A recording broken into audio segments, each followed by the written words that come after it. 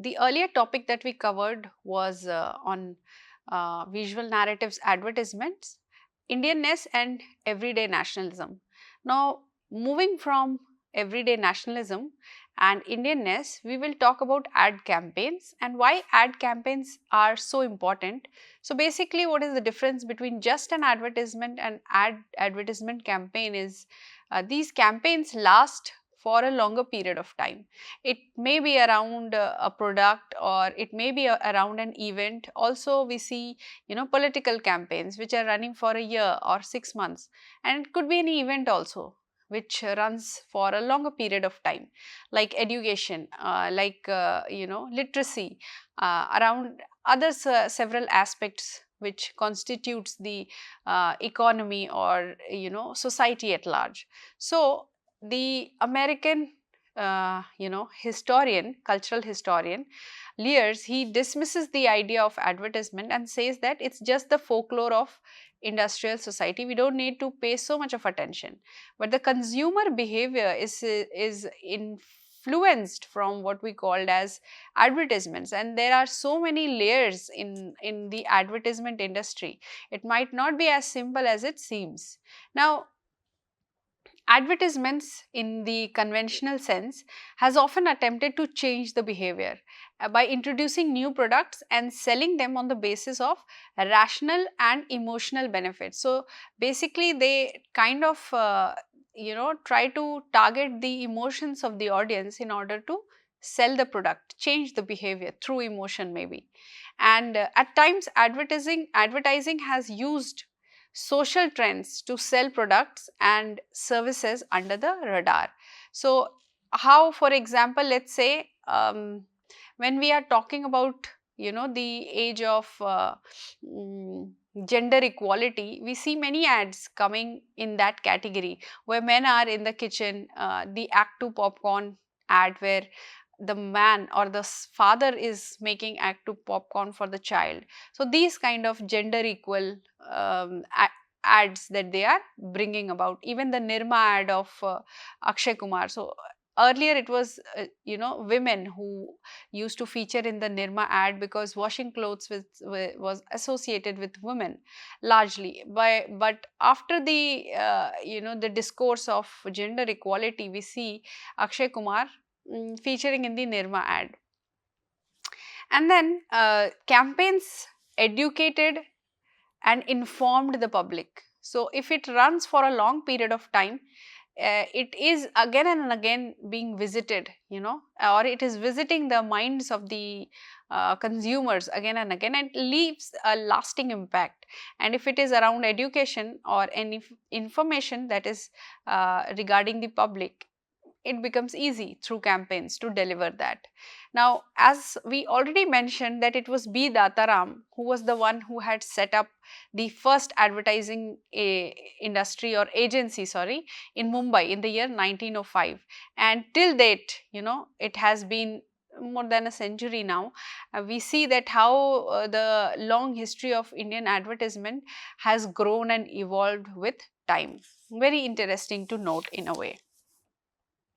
Now, there is a term which is called femvertising, comes from female and advertising.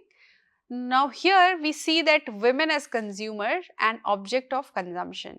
Now, women largely as a gender has been projected, or even in cinema, as an object of desire, okay, revolving around sexuality and also lust, desires, various desires. So even in advertisements, that is quite common. For example, if we talk about deodorant ads or undergarment ads of men, right, placing women in it, it just does not make sense. But again, we see them often in these ads, like in a very sexualized or sensualized manner, presenting them as objects. Now, the social media nowadays, using this term femvertization, it is female empowerment through socially focused marketing. Now, we see the objectification, and then there is something called femvertization or femvertizing, which is undoing it. So, they are empowering female through socially focused marketing. Uh, the problem is that there is a need to do that because the heteronormative society thinks that it is okay to project a woman in whichever way we want, and therefore it is important to show this female empowerment. In fact, it should not even be empowerment, it should be more like giving equal opportunity, or considering each individual as equal.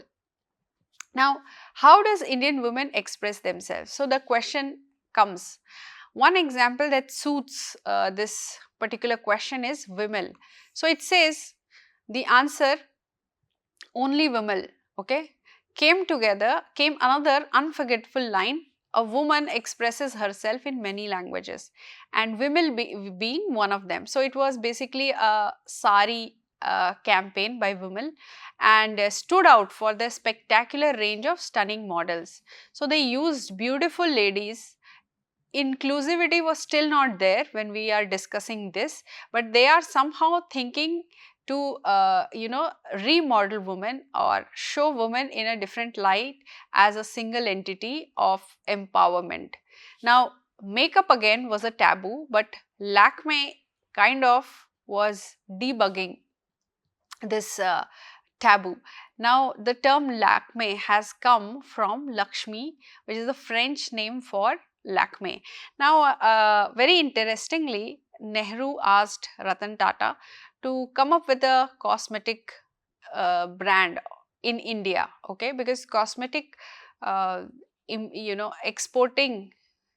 importing cosmetic was made it more expensive when it came to India, and therefore Nehru wanted an Indian brand to take over the cosmetic market in India, and that happened with the coming of Lakme.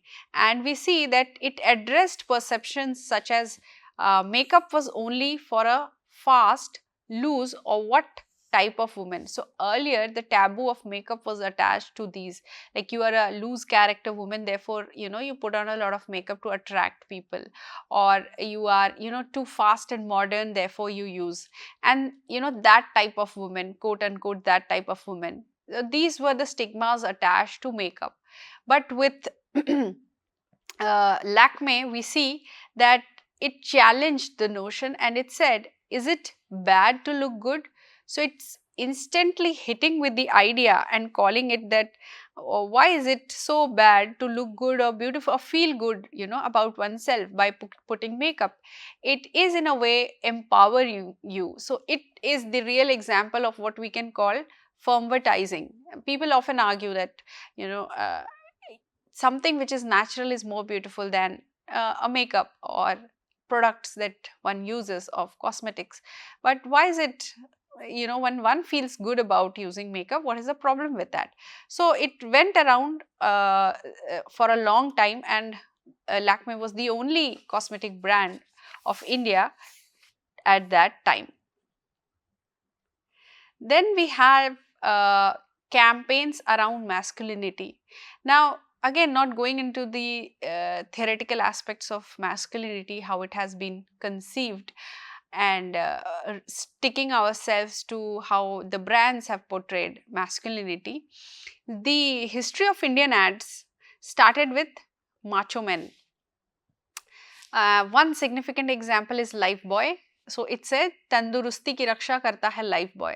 So this ad only featured men or boys. There were no, especially men. There were no females who would use this soap, and it was in a way trying to protect the health of men. That is how it was promoted as a brand. And another slogan ran, "Life boy hai jahan tandurusti hai wahan." So wherever there is life boy, the health, the proper health of a man is also to be found at that place.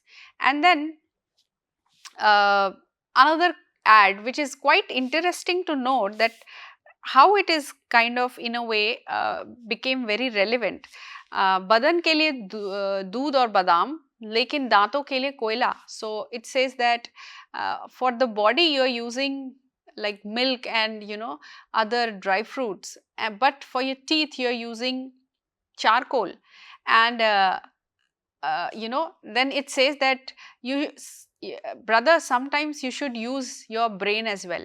And then they advertise Colgate. So Colgate is basically a toothpaste, and it was advertised as if you're not taking care of your dental health, and you're taking care of your mental health, of your physical health by eating dry fruits and having milk. But what about your oral health or dental health?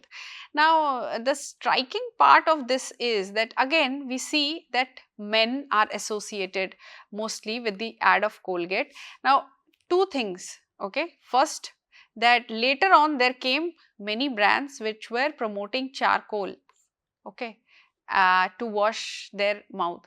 Now, earlier in uh, earlier times where people could not afford toothpaste, they either use this kind of a stick from the tree, from certain trees like neem and all, and they used to brush their teeth, and it had some very good herbal properties, to remove the bad breath and etc. And then there was a time where people also used to use charcoal to brush their teeth, as it had some properties which could clean the mouth. And with that, some paste that came later also included charcoal.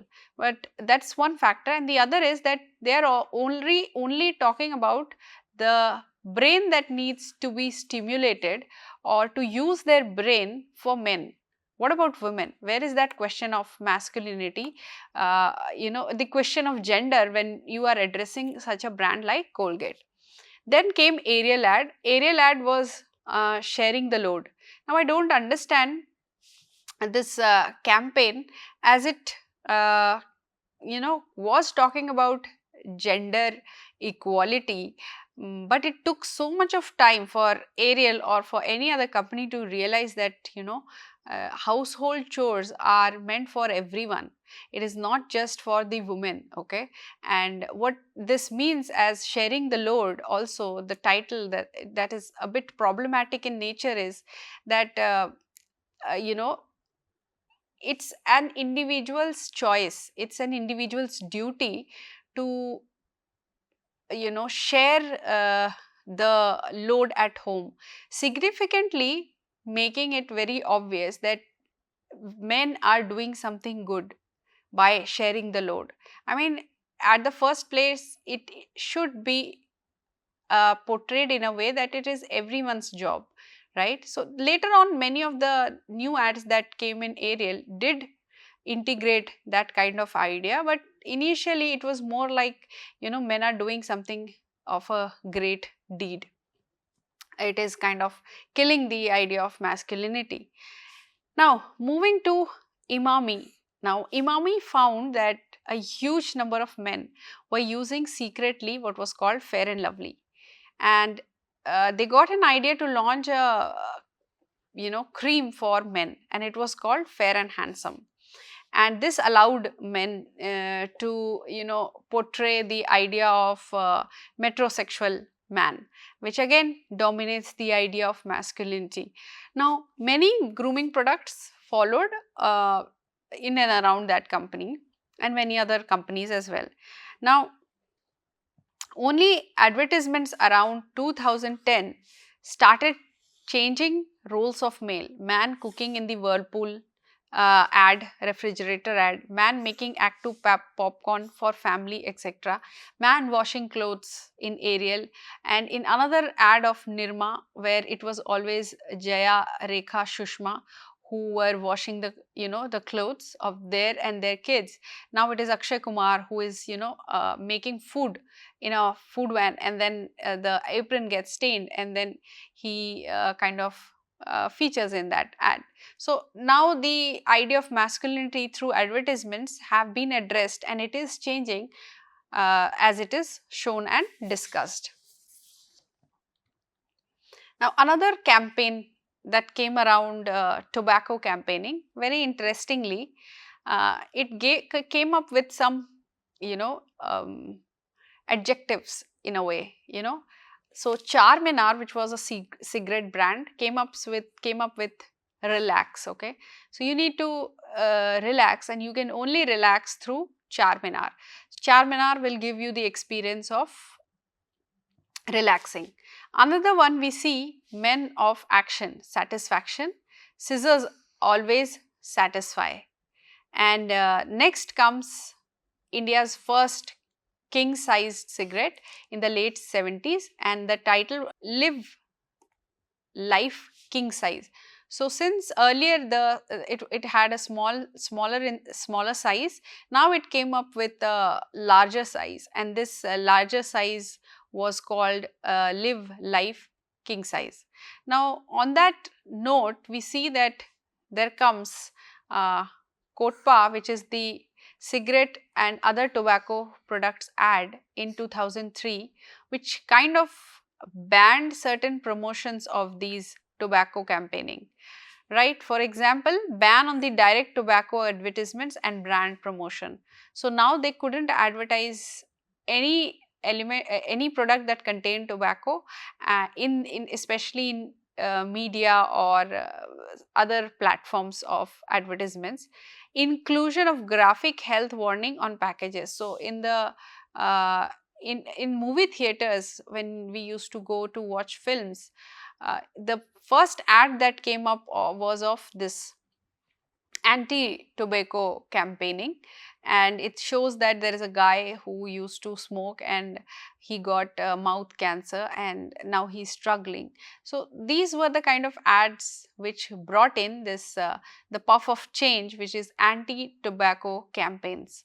And the new face of anti-tobacco campaign post regulations, we see it wrote as Tobacco Kills campaign, featuring graphic imagery of health consequences. So even in the boxes of cigarette packets, there is a graphic image of it leads to oral cancer and other health diseases.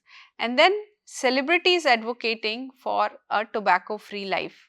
So one celebrity, especially a sports celebrity that advertised this, was Rahul Dravid. Rahul Dravid is known for, being a very good cricketer, and he was also known as the Wall, which associates it with someone who is very reliable. So it is coming from a reliable person like Rahul Dravid. So the ad said, "Want to play a long innings in life?" And then it says, "No more tobacco."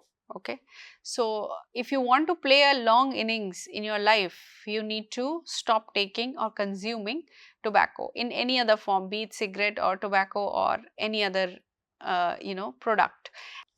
The next very serious campaigning happened was of sex related campaigns. So we see in the earlier how the government, propagated Nirod condoms by like family planning campaigns around in and around it, and it told about how it protects people from having HIV. It also protects people from other STDs, and in a way it helps you plan your family. At one time, sanitary napkin ads surprisingly were restricted to the post 10 p.m. slot on Doordarshan, while condoms ad came along any time of the day. Now, this is very interesting to note that sanitary napkin ads were something more of a taboo than condom, and that too in Doordarshan. Therefore, they are restricting it to post 10 p.m., where basically, children have slept already. So women's hygiene is okay to you know uh, not discuss with everyone, but discussing condom is in a way fine. Now, government's population control effort during Indira Gandhi's era, vasectomy also had a very great role in, the ad campaigns of those times related to family planning and population control. Then we have region-based ad AIDS awareness campaigns, especially one example coming from West Bengal, Bulladi in West Bengal. So there is one lady who is called Bulladi, and she is the one who is promoting these awareness campaign in Bengal. So she has that look of a Bengali, and she's wearing this red bindi, wearing a sari, and there is another guy who has some misconceptions regarding usage of condoms. So he asks, but Bulladi, won't using a condom mean suspecting my partner? So she replies, not at all.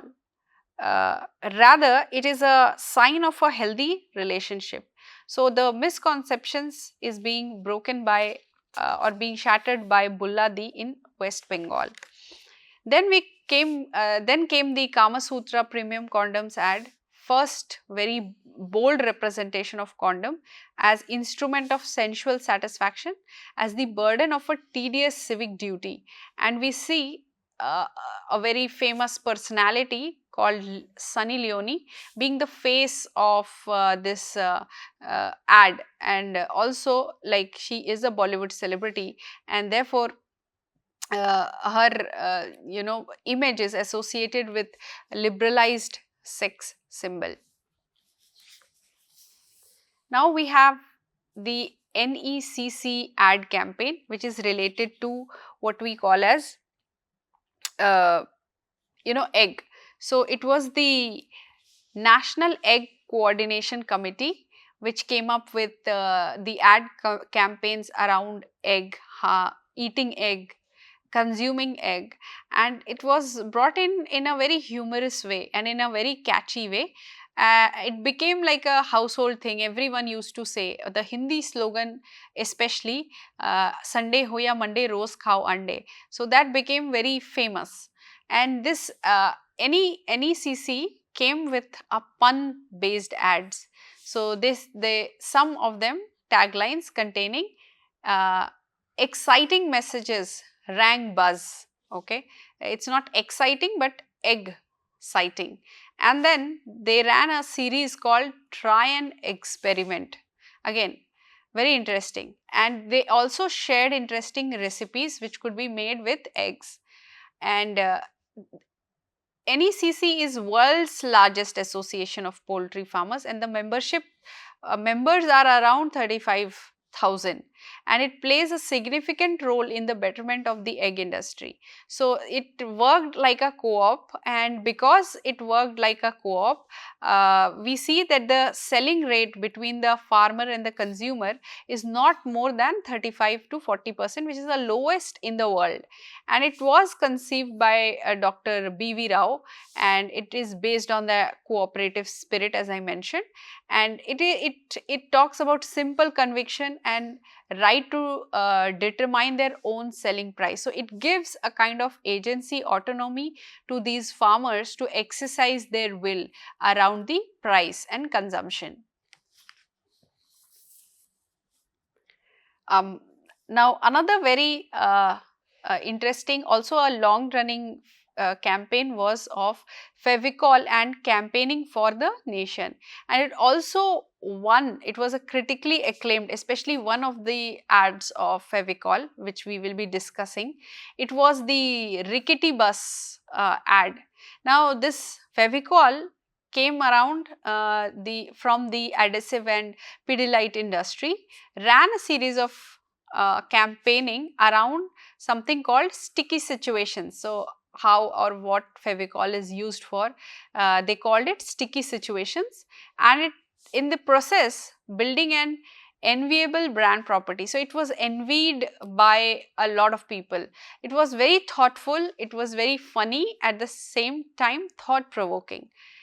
In one of, in the typical Bollywood style, one tagline said, टूटे दिलों के अलावा सब कुछ जोड़ दे Fevicol. So in translation it means Fevicol can mend everything other than broken hearts.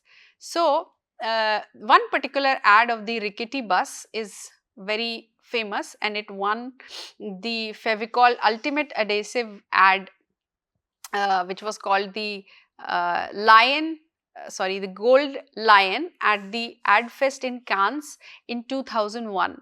And this is equivalent to getting an Academy Award in the world of advertisements.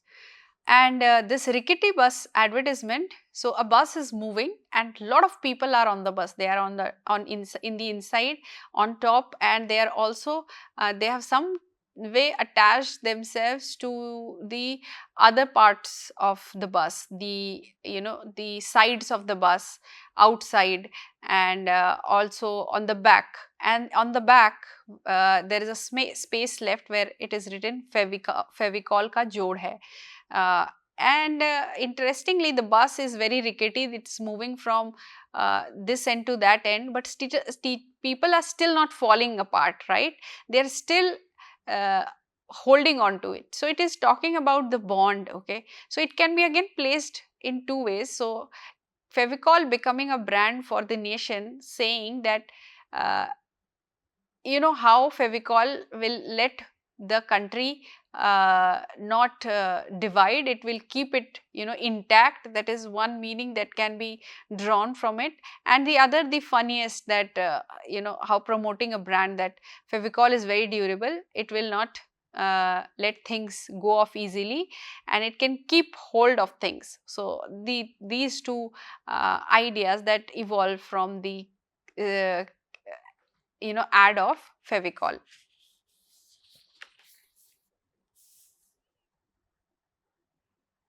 Now another very important ad regarding the fairness campaigning. It almost became a what do you call, as a revolution or activism, as we can say. Now in 1919 there was a first commercial regarding fairness cream in Afghan snow, manufactured by E.S. Patanwala. He was an entrepreneur and a perfumer, and he came to came to Mumbai from a small place called Jalra Patan from Rajasthan. And he was basically not a Rajasthani, but he was from Afghanistan. The cream was named after the king Zahir of Afghanistan, and who left that in reminded him of the snow from his homeland. So snow Afghan or Afghan snow was the first commercial cream or fairness cream, as it can be put.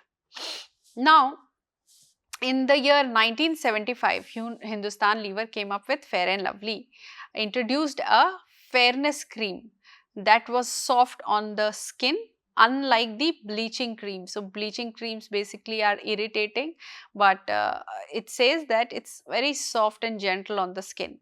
Now the fairness industry is one of the largest FMCG segment in India, at least, and in July 2020 we see rebranding happening.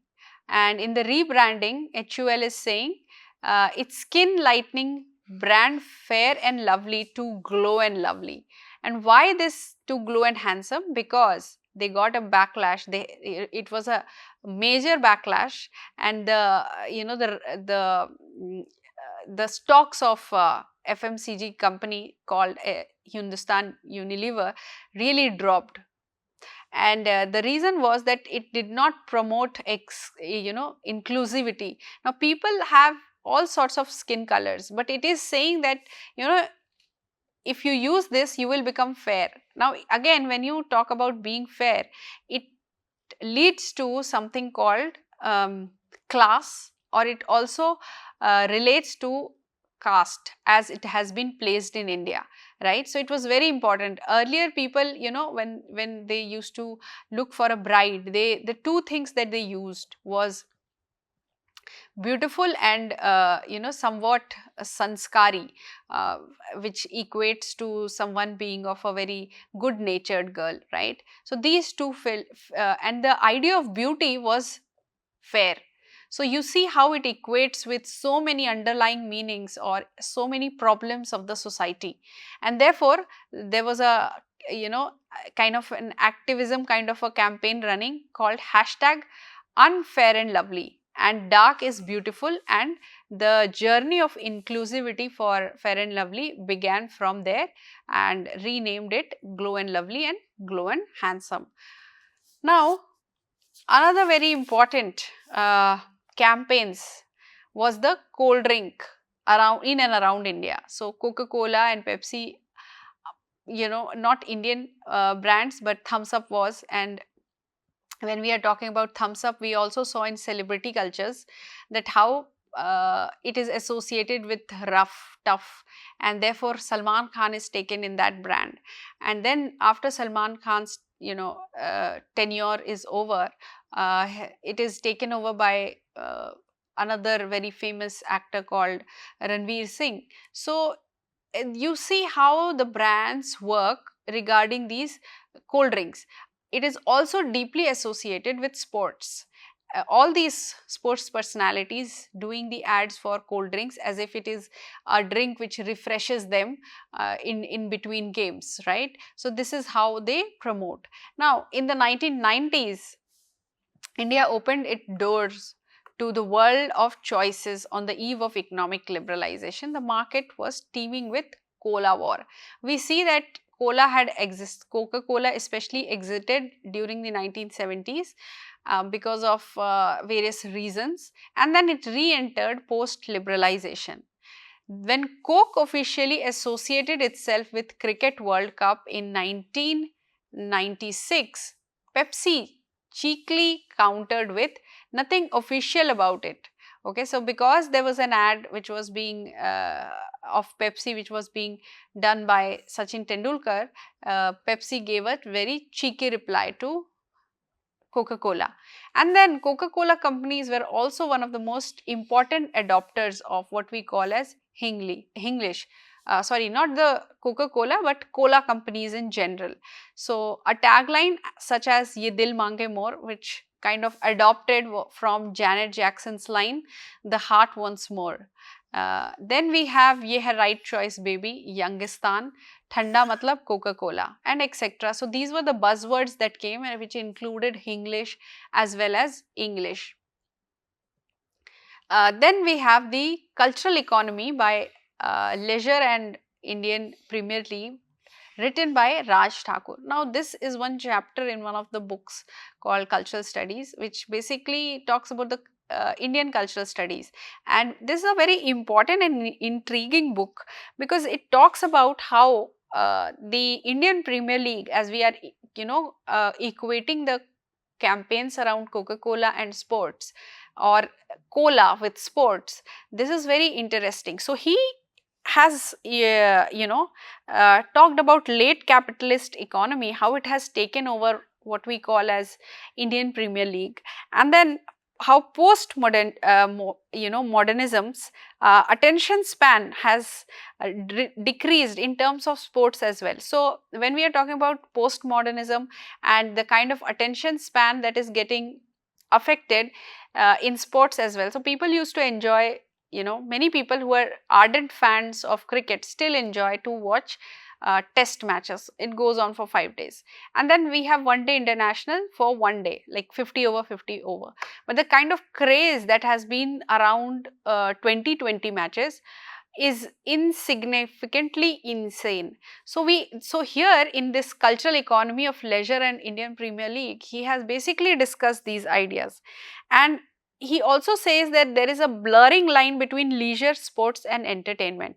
So now all of them are coming together, where you see leisure a lot of time and then sports and entertainment. And along with that, the cultural economy bringing in these advertisements into place. It is more like an entertainment now, and usage of what they call as poetry in action is very intriguing to note. So there are two very in action poetry, Carbon Kamal Catch. So the Carbon is actually a phone. It is also the advertising company, the advertising brand who is endorsing or sponsoring that particular match.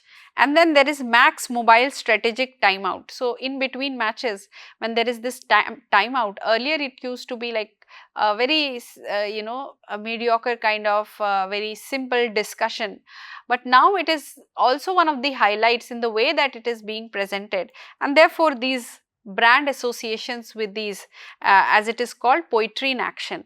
Now it is not simply IPL or Indian Premier League, but it is Vivo IPL or Tata IPL. Earlier it was Vivo IPL. No one just calls it IPL, or in general it is never featured as just IPL. If it is for advertisement purposes, it is always Vivo IPL. It never says IPL sponsored by Vivo. The name itself, it has become a part and parcel of IPL.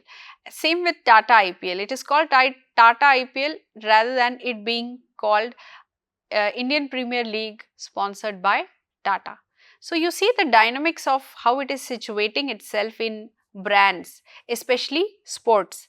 And another example of these campaign or cola wars that we witness in one of the episodes, in one of the ads. So Pepsi came with a can, and it is wearing a cape, and in the cape it is written Coca-Cola, and it is in a way was trying to make fun of Coca-Cola, and it was released during what we call as Halloween. So in a way, you know when you are trying to scare someone, you are using Coca-Cola, right? But Coca-Cola, so the tagline was, "We wish you a scary Halloween." Okay. So after Pepsi replied, Pepsi came up with the tagline called, "We wish you a scary Halloween," and a can of Pepsi with a cape of Coca-Cola written on it. Coca-Cola came back with a reply, a very cheeky reply, and it said, everybody wants to be a hero. So it is in a way mocking, Pepsi, that it is trying to be a hero wearing the cape of Coca-Cola. Now, moving on to the kind of ad campaigns that revolved around bringing some sort of change. One is that we already discussed, the Teach India campaign for Times of India Group, created by JWT in 2009. And this Teach in India was trying to bring in 100% literate country, trying to make India a 100% literate country. And then they asked volunteers with an NGO, to come and spend 2 hours a week teaching underprivileged kids. So this was the first phase where they asked volunteers to volunteer and come and teach at least 2 hours a week to these underprivileged kids.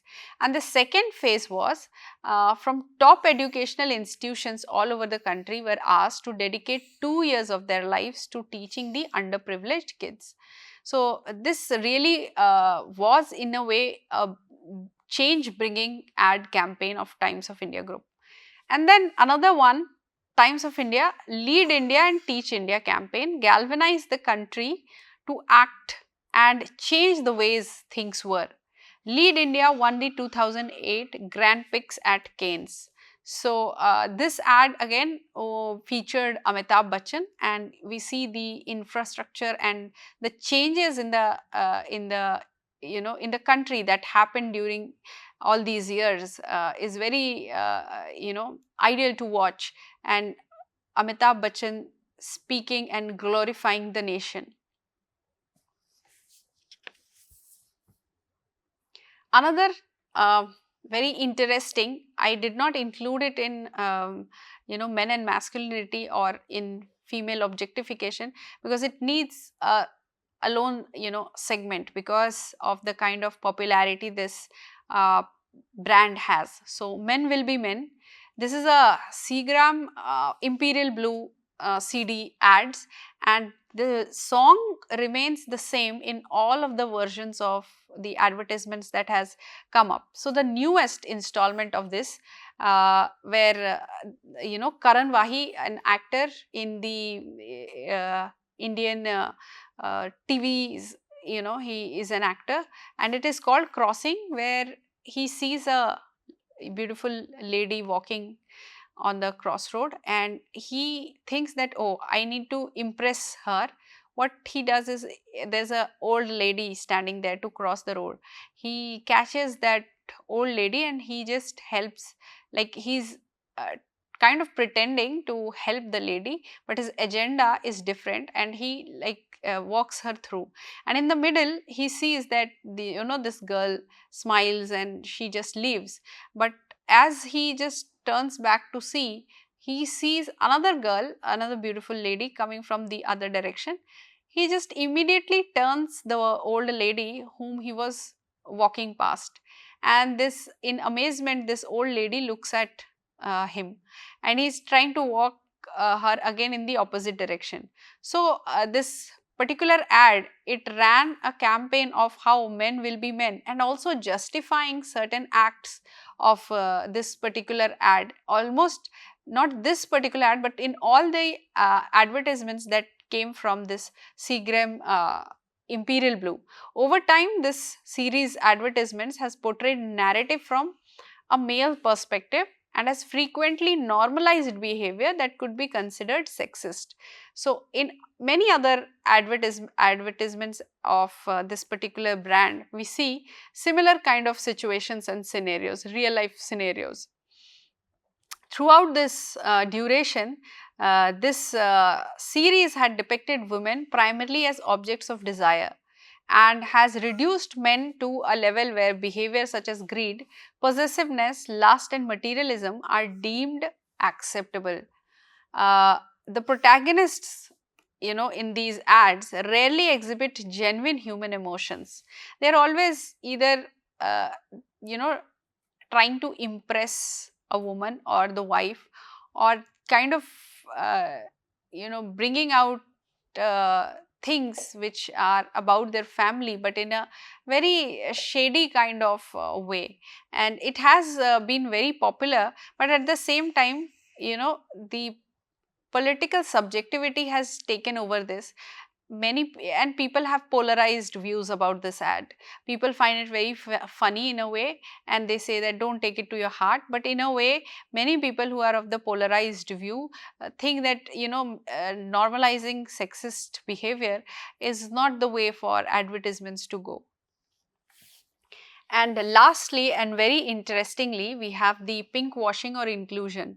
Now, what is this pink washing or rainbow washing is when advertisements around queerness come up during these times of LGBTQ, celebration or something like that. The whole year, everyone is sleeping 24/7, but during this time when they come up specifically focusing on LGBTQ community, that is what we call as rainbow washing or pink washing. It is, in a way, they are trying to gain more consumers out of these LGBTQ or queer people. Now, in the late 2000, we see LGBTQ community getting identified in the audiovisual marketing campaigns. And then by 2021, brands had produced at least 150 advertisements featuring LGBTQ identities.